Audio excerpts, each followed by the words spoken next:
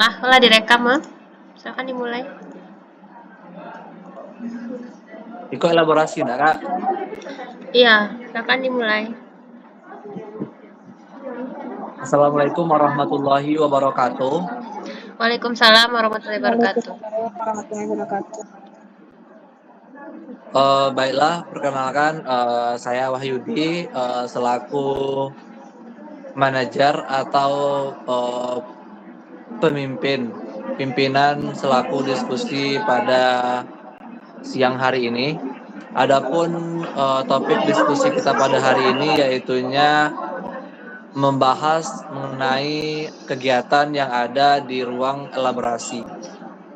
Dapat kita lihat di ruang elaborasi pada pertanyaan 1 yaitu ada 2 gambar 1 dan gambar 2. Jadi pada saat ini dipersilakan kepada masing-masing atau seluruh anggota kelompok untuk mengemukakan pendapatnya mengenai gambar tersebut. Dan coba dilihat apakah gambar 1 dan gambar 2 tersebut saling berhubungan atau tidak. Mungkin yang pertama yang mengedepankan pendapatnya adalah Kak Khairunisa. Kepada Kak Khairunisa kita persilahkan. Baiklah, terima kasih kepada moderator. Di sini itu terdapat 2 gambar, di mana untuk gambar yang pertama merupakan implementasi kurikulum merdeka, di mana di kurikulum merdeka ini diharapkan menjadi jalan membangun pendidikan yang memerdekakan, di mana peserta didik belajar dengan antusias, ceria, sesuai minat dan bakat, sehingga nantinya pembelajaran itu akan berorientasi pada peserta didik. Nah, kemudian di tengah suasana pembelajaran di sekolah yang selama ini monoton dan kurang menarik bagi siswa, kurikulum merdeka hadir menawarkan keleluasaan bagi siswa dan fleksibilitas.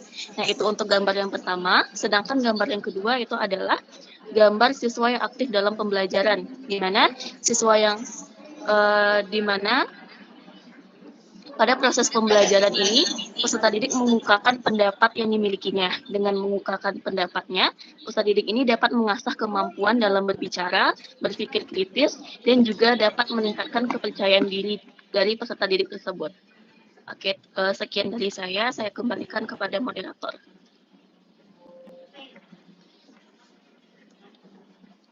Maaf, Yudi masih mute. Terima kasih kita ucapkan kepada Saudari Khairunisa. Selanjutnya kita minta kepada Saudari Hasya untuk mengemukakan pendapatnya mengenai gambar 1 dan gambar 2. Oke, terima kasih Yudi. Sebelumnya Khairunisa sudah menjelaskan gambar 1 yaitu implementasi kurikulum merdeka dan gambar 2 peserta didik yang aktif. Jadi saya akan membahas tentang keterkaitan antara gambar 1 dan gambar 2. Di mana di implementasi ini yang kita ketahui pembelajaran berorientasi kepada siswa, sedangkan guru berperan sebagai fasilitator. Dan gambar 2, peserta didik terlihat aktif dalam pembelajaran. Untuk keterkaitannya, pada kurikulum merdeka ini, siswa dituntut untuk aktif dalam belajar dan menyampaikan gagasannya. Sehingga pembelajaran itu lebih menyenangkan. Sekian dari saya. Baiklah, terima kasih kepada Saudari Hasya. Selanjutnya dipersilakan kepada Saudari Neswatul Khair untuk mengemukakan pendapatnya. Baik, terima kasih kepada moderator dan juga kepada rekan-rekan yang sudah memberikan pendapat. Saya sangat setuju dengan pendapat Khairunisa dan Hasya Syahmi. Menurut saya gambar pertama itu mengenai implementasi kurikulum merdeka, yaitu bagaimana menerapkan prinsip merdeka ini di dalam pembelajaran. Nah, salah satu cara mengimplementasikan kurikulum dalam pembelajaran yaitu mengenai dengan salah satu contohnya berdasarkan gambar 2. Gambar 2 itu terlihat bahwa setiap anak itu bisa bebas mengemukakan pendapatnya masing-masing.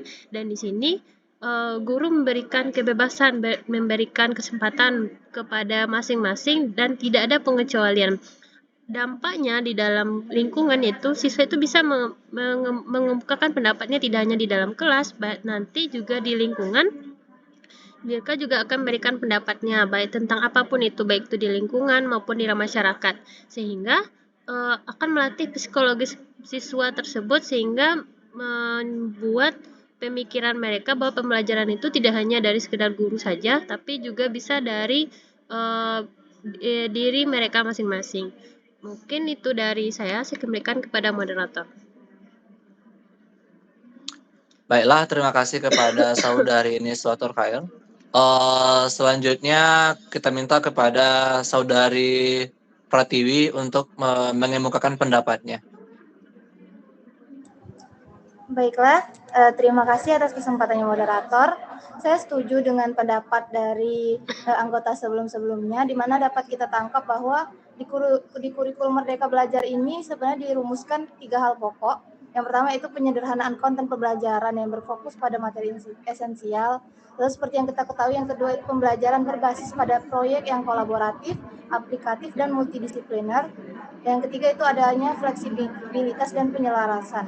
Jadi tugas kita nantinya sebagai guru atau pendidik itu sebelum memulai pembelajaran harus merancang proses pembelajaran dengan memilih metode yang cocok peserta didik, karena balik lagi Merdeka Belajar ini metode pembelajarannya student center learning. Jadi kita menyesuaikan karakteristik peserta didik dari seperti gaya belajarnya atau cara dia memahami materi. Jadi dampak positif dari adanya kurikulum Merdeka ini, peserta didik tidak lagi belajar secara bersama-sama, malah kurikulum ini memberikan ruang terbuka kepada peserta didik dalam mengeksplorasi dan mengekspresikan keinginan minat dia, supaya dia memiliki jiwa kompetensi yang baik dan karakteristik yang baik pula di bidangnya. Sekian dari saya kembalikan ke moderator. Baiklah, terima kasih kepada saudari Pratiwi. Selanjutnya dipersilakan untuk kepada saudari Devi mengemukakan pendapatnya. Baiklah, terima kasih kepada moderator. Di sini saya sangat setuju dengan pemateri sebelumnya. Nah, karena di sini pada implementasikan kurikulum Merdeka sudah diterapkan dan dapat kita sebut dengan siswa hanya terpaku kepada tidak hanya terpaku kepada guru, karena di sini siswa dapat mencari sendiri dan aktif dalam pembelajaran. Nah, mereka pada gambar-gambar saling terkaitan. Nah, di sana terdapat siswa tersebut aktif dalam pembelajaran.